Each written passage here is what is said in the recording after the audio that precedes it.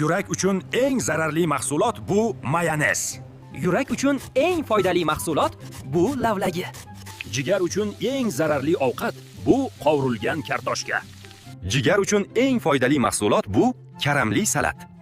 Men sosiskaman va juda mazaliman. Lekin juda ko'p iste'mol qilsangiz kasalliklarga olib kelaman. Men qayta ishlangan go'sht mahsulotiman. Meni haddan tashqari ko'p iste'mol qilish sog'lig'ingizga salbiy ta'sir qiladi.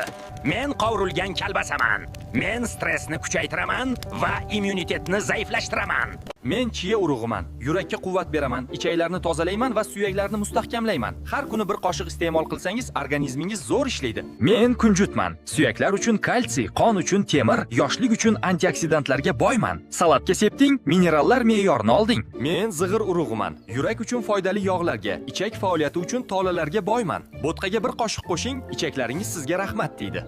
Biz shunaqamiz. Kichik lekin qudratli urug'larmiz.